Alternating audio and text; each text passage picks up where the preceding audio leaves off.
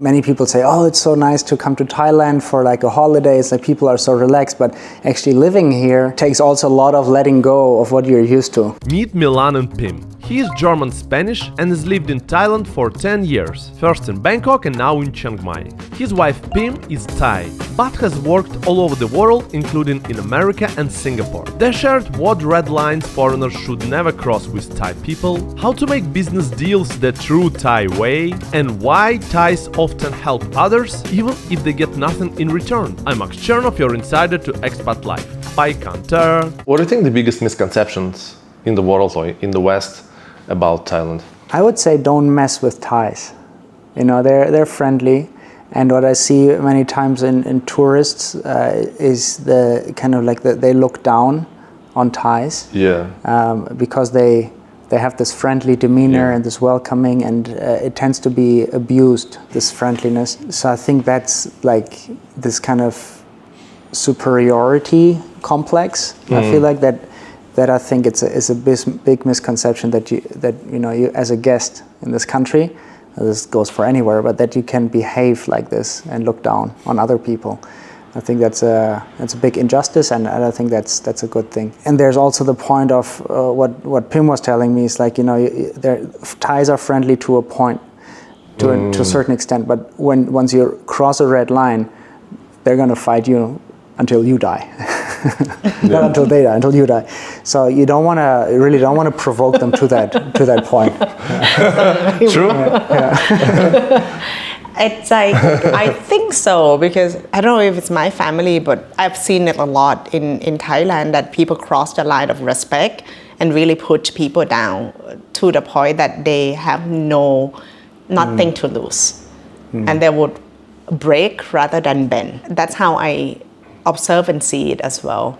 But the bar is really high for Thai to be generous, be kind, be like friendly, accommodating, but you can't really hit to the point that cross that line. Yeah.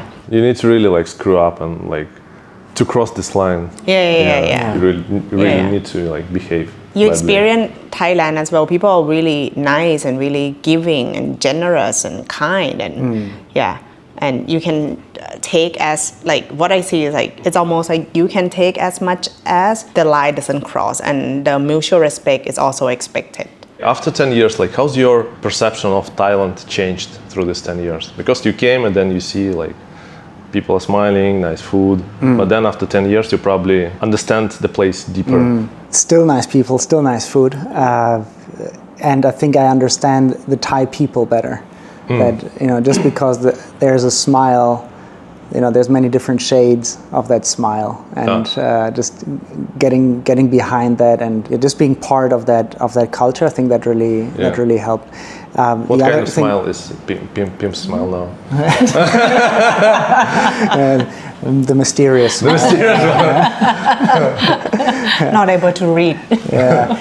I think you were mentioning Germany, right? And people tend not to smile that much, right? So coming here and everybody looks like they're smiling. It can look like, oh, everybody's happy all the time, but I think there's a deeper sense of it, and that you can only get to know when you spend time with people, you make friends with them, you start at least try to speak the language, and that makes a big effort. I want to ask about the type of smile. Can you explain actually, because for example, like the politeness of people are different levels of politeness, Do you understand how it works in the society? On an individual level, I think by now I can understand if that smile is like a genuine smile, like I'm your friend, or that's like an insecure smile, I don't know what to do. Or it's a smile of like, oh, I'm friendly for the sake of being friendly, but there's still a distance. So I think it's like the closeness of the relationship defines that smile. So we have a lady here across the street that sells the fruit juice, and I feel like her smile is quite genuine. Like, she knows our kids' names. She brings the juice over across the street sometimes, So it's like this, like the connection. She's like an auntie for our family. So that's where I feel like the connection. And with that smile, right? When we are not around, they will look after our home. When things are delivered, we are not around, they would just give us a call and say like we can keep it. So this is like very genuine community type. And I'm not sure if it's every part of Thailand. Chiang Mai is still quite big city, but at the same time it has that community feelings. Oh, nice. Interesting. Yeah, and I didn't have that in Bangkok. You know, there's this this book that I read that talked about. Anyway, so the one line in this book really stuck to me. If you want to understand the city, you have to understand the village. If you want to understand the city, you have to understand the village. And in a way, Chiang Mai feels like that village. I understand now much more about what was going on in Bangkok and the office after living in Chiang Mai. Because I understand like the warmth, the building connection, the joking. Like as a German coming to the office and everybody is kind of like standing around a table having cake at 10:30 a.m. when they should be working. I'm like, what are you doing? You know, but it's like they're building connection. And just like when I was negotiating for my team, like you go to the meeting, you have the meeting, and I thought, okay, we're going to close the deal here, and we never closed the deal in the meeting. I was like, what's happening? So then my sales team member, on the way to the car park, she would just talk to people and close the deal on the way to the car. I say, okay, we just closed the deal. I'm like, what just happened? I was completely unaware, you know. So there's these things where, like, you know, life is not in boxes here. It's more fluid. And just having that awareness, I think, helped me being here in Chiang Mai to understand that. It reminds me of like when we want to get things done here, the actual schedule appointment is never the way. The random calls, bump into each other at coffee shop, like that's how to get things done. The other thing that really helped is just being in this house with my wife's family. That really gave me like a crash course in Thai culture. Oh yeah? What was the most challenging one? People don't make appointments to show up at the house. They just show up. They just show up. You might have somebody in the camera. For you it's normal. Yeah? It's normal. It's like the culture of no invitation, you invite yourself and you just show up. Like if you're part of the family, you're okay to show up at people's home and they'll have food, they have drinks, people bring food and drinks and just go and hang out. That's kind of pretty normal, at least here or like in Chiang Mai or in my family. I think in Chiang Mai, everybody kind of lives day to day. It's very hard to like make an appointment for next week. Last night we had a Muay Thai class. And we made an appointment 2 weeks ago. Made the appointment 2 weeks ago, and then Pim called the Muay Thai teacher yesterday and saying, just to confirm tonight we'll come. And then he said, oh, thank you for calling because I forgot. And so it was... and then later he said, oh, just come over if you're close by, and we stopped by. And he was there, and we ended up doing at different time. At a different time than the original appointment. So I think in Chiang Mai, especially the lifestyle is a bit more day-to-day, easygoing. Week to week at max. Week to week at max. At max, Which is nice. So you already changed to this? Yeah. I think if I go back to Germany, I would have a reverse culture shock. When you go back to Germany or to Europe, what's your feelings? How do you feel? Stressed, quite restricted in a way. Yeah. Because here it feels like, you know, everything is sabai, like easygoing, and people don't make the appointments. Like they just take life quite not so seriously. Whereas in Germany, it feels like, oh, I have to abide by the rules. You know, at least that's something that's going on in my head. Maybe it's just imaginary, but that's the feeling I have. So it's stressed. Yeah, and my wife says I get very stressed in Germany. Very stressed. It's just different. It has its good sides as well. You know, the discipline, the kind of the structure, and I think in the end it comes down to what's your preference, right? So many people say, oh, it's so nice to come to Thailand for like a holiday. It's like people are so relaxed, but actually living here takes also a lot of letting go of what you're used to. You know, like. So there's a kind of a cultural sacrifice that you need to make when you move to a place like this. When we go to shops, right, many times in Chiang Mai especially, we see that people don't seem to want the business. In Thanon, where we tried to get the accommodation, and they kept sending us to the place, different place, even though they have rooms available, and they're like, no, don't stay here. I was like, you have room or not? You don't want our kids or what? No, don't stay here. Up there is more beautiful. I was like, oh, okay. And I was like, they're still free. going up there, and it's more beautiful up there. So they kept sending us over and over until we get the best view. My impression is, for example, I don't know, maybe it's more for Bangkok, but people actually try to make money to the business, like they're on the street, like selling stuff. They're actually calling people, like, oh, come to try. This kind of vibe. I think Bangkok is different than Chiang Mai, and it doesn't mean that people in Chiang Mai are lazy or anything. They're just genuine. They genuinely care. They want the best for you. So if they know that their shop doesn't offer what you want, like they have no problems sending you to their competitor of like, oh, don't worry, they have that what you're looking for. Or even they sell the same thing. They're like, oh, don't buy at my shop right now. We don't have discount. Walk further, like 10% discount. I'm like, okay, you sure? That's because people value money maybe less than other things in life.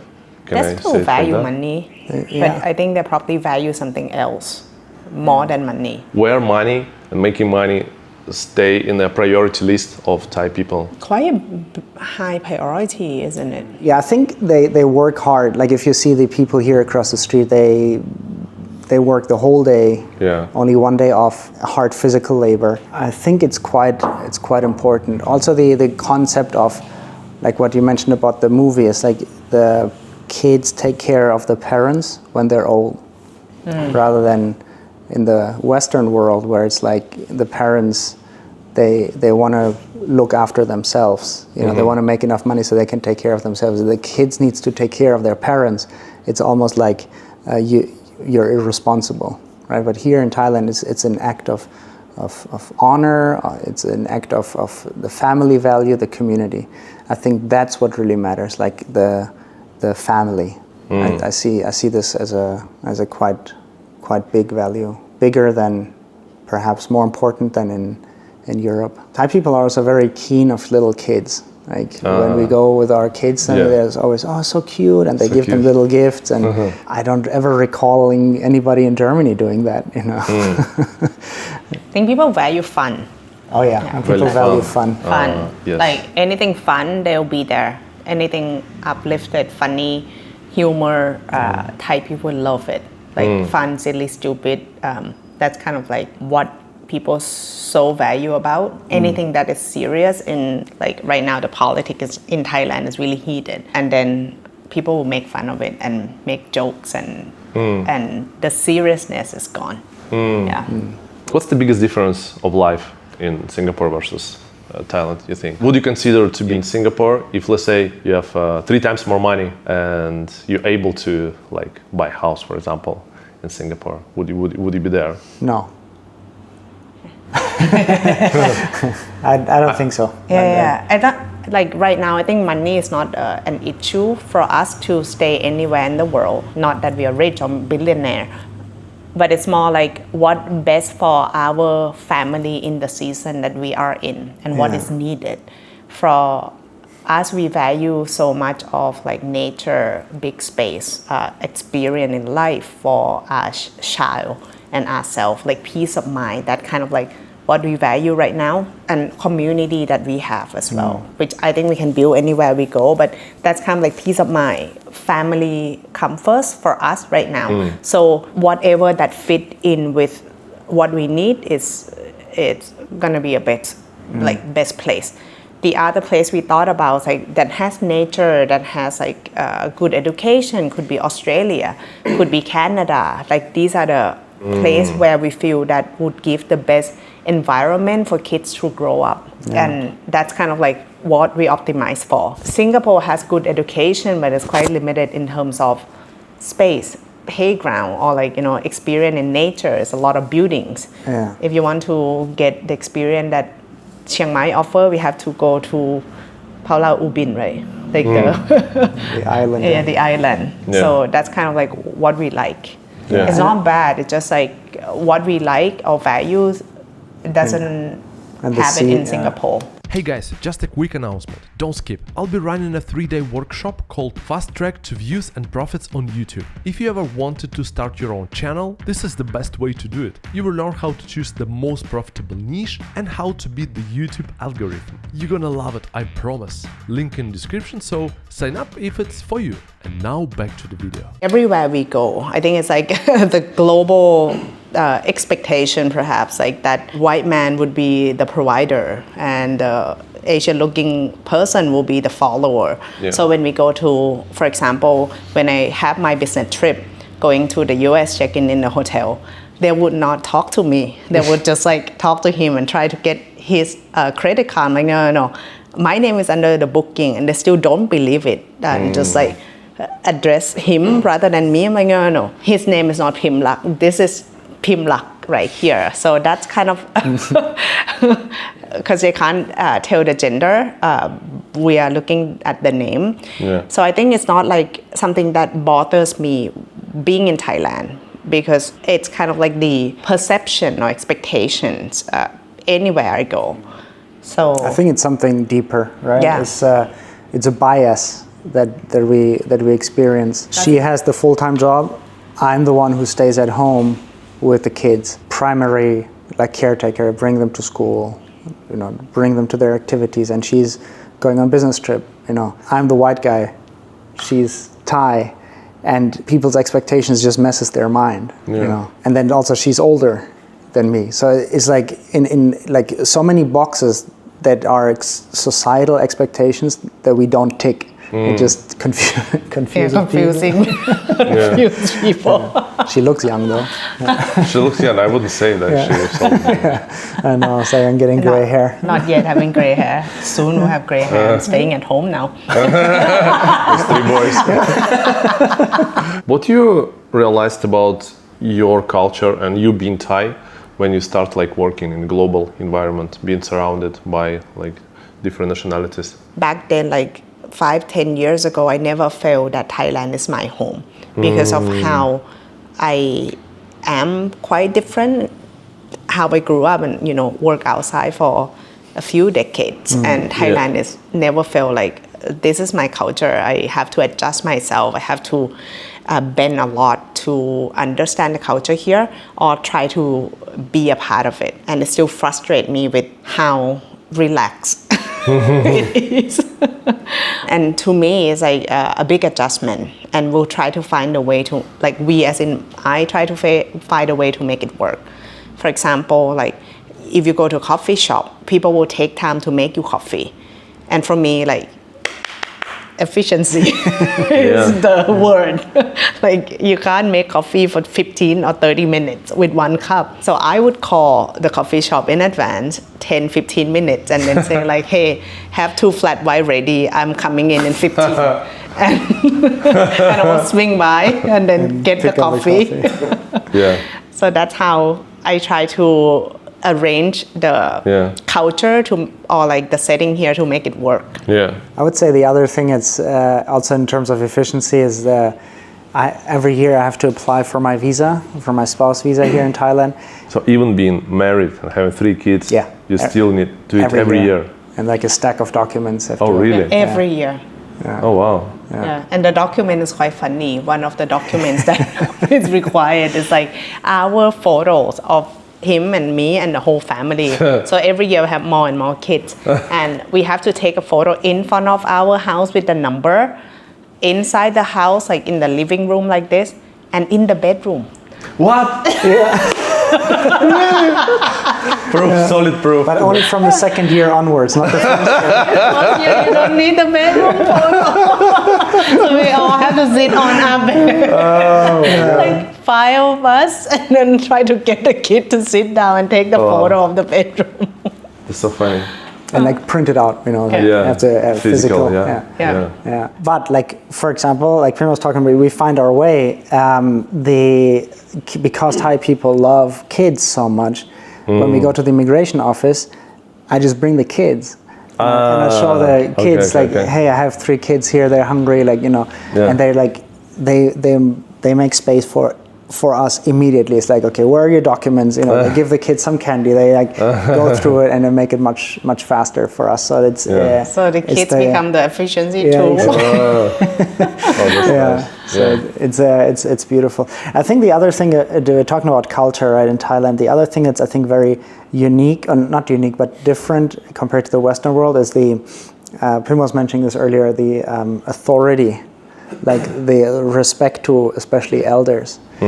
So that that can be quite a challenge. That the word of the elders really matters, and it's for the younger generation, it's very challenging to speak their mind without disrespecting the direction or the words of the elders. So that's perhaps like a cultural thing that's happening right now, even in politics and in society in general. That something to be aware of.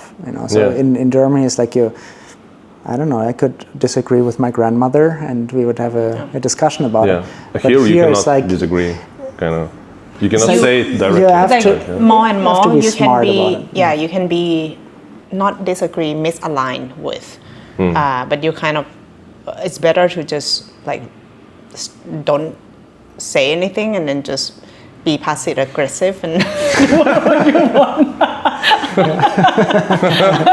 So that's kind of like expected here, and the hierarchical in terms of it's not just like position, it's the age. That's like a big one. I think it's like right now the prime minister is changed, but she's like young. She's young. Yeah. So like not even 40 yet. So the age, it's playing a big role, not the position, because she's not respected with her experience and age, that she's not there yet. Aside from other things that inappropriately that she probably did. And I still remember the first time that I had a job in Thailand when I was like 20 years old. And soon after, like a few months later, after my probation, I got promoted to be marketing manager for the company. And all my employees who are reporting to me, they are like 30, 40 years old, like much older than me. What I needed to do was like to dress up like older people, like make very strong makeup on my face, start like wearing shoes that older people would wear, not like at my generation back then, so that I gain respect, not only from my team, but also from customer as well. So that's kind of like the look older helps. Yeah. For you as a woman, would you need to adjust here and be like more like a male, might behave like a male? Because I heard like also from someone who's been here for a long time that Thailand is matriarchal society, so a lot of women in power and a lot of women in high positions. I think Thais are more open with not even women or men, like any preference of gender. Yes. So you see that different gay type in Thailand exists, and people are quite accepting and not seeing as different that you are male, female, or you are gay. People were just seeing based on your ability and how you can drive and run things. I don't think it's the gender that a key decision factor on who is in the power. In terms of gender, the privilege in gender, I haven't really felt it in Thailand, right? No. What's the meaning of life for you? I believe everybody has a purpose. The first answer is this: everybody has a purpose. The meaning of life is to discover your own unique purpose and live it out radically and authentically. When people find their purpose, when they are on purpose, you can tell. They're on fire. They're driven by something more than money, by something more than recognition. They're driven by this inner fire to leave a legacy, to do something good in the world.